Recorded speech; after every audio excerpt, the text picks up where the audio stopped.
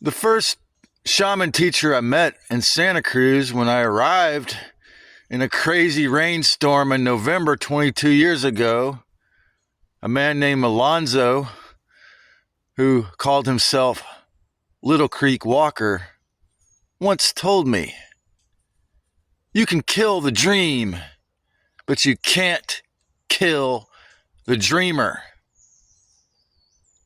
And of course, a cold, spray, geoengineered morning reminds me of this fact.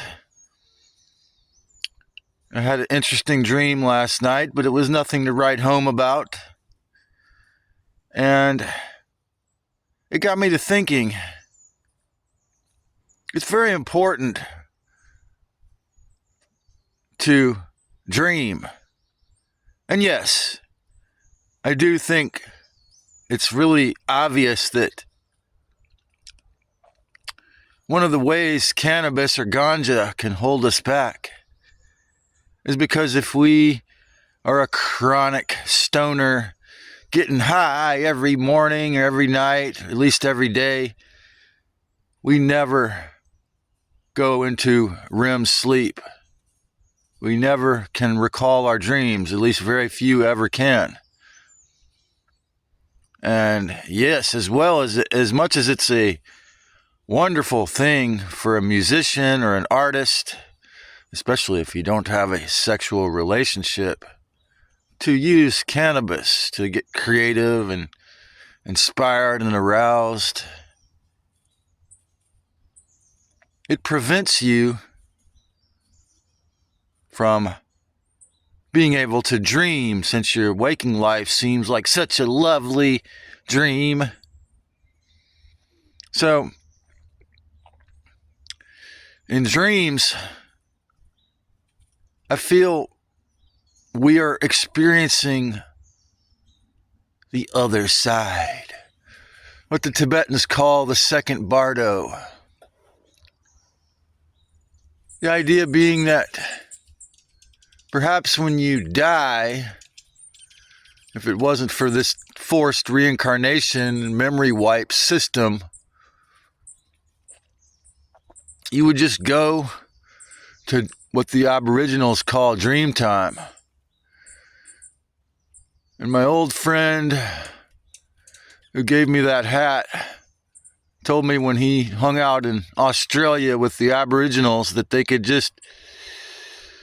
would stare off into space and they could just go into dream time with no effort.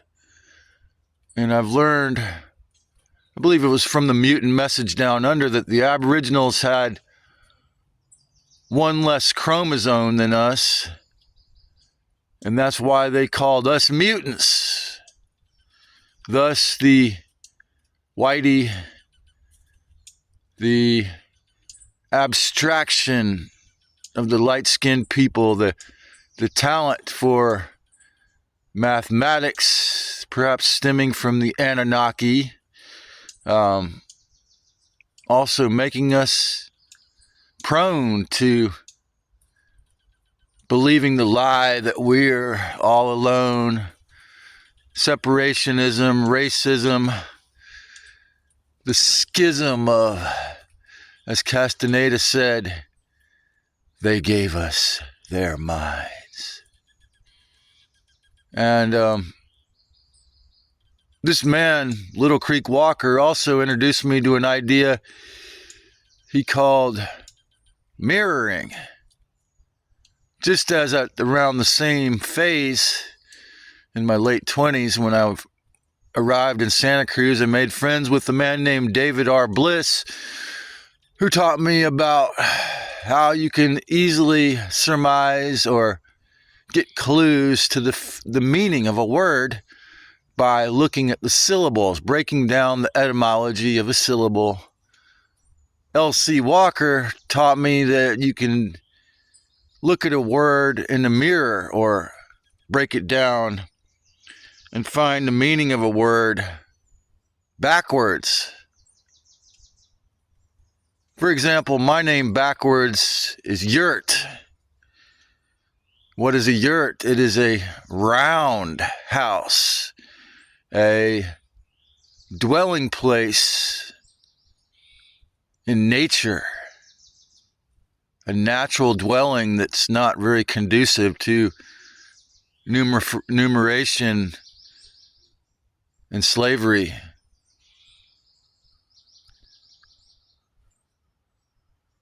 As my friend Brian Smythe said, he doesn't like box structures because they often have bad energy and they're good for control. But whether or not you or I can become a master lucid dreamer, learn astral projection or remote viewing, or even become a master remote viewer, the ability to dream to some degree prepares us for when we leave these flesh sacks, and becoming comfortable in a dream, becoming comfortable in that realm certainly prepares us on some level to become comfortable after we leave these mortal coils. So I think it's important to recognize while you can, while you're still so-called alive, especially if you're in depression or anxiety, anhedonia, or other states of misery from the psychological and nanotech conducted hellscape that your waking life has been rendered as far as it has been by the powers that can never be without stealing. I think it's a great step in your freedom, the freedom of your essence, the freedom of your afterlife, to get used to it, to get used to the feeling you have in a dream. Of course, if you attain lucidity, it's an even better step to getting ready to conduct and be sovereign when you leave. But to simply be comfortable in the state where your perception is not three-dimensional or stuck in a three-dimensional object, even though the atoms are mostly space, but comfortable in space, comfortable in the dream time or the second bardo. Even when I was having that dream of being surrounded by 15 and 20 foot tall giants, I was more irritated and annoyed than terrified, because I knew on some level that it was a dream. And merrily, even if it's turned and repurposed into a nightmare for the archons and the demonically possessed 1% criminals to feed on you, we are the dreamer.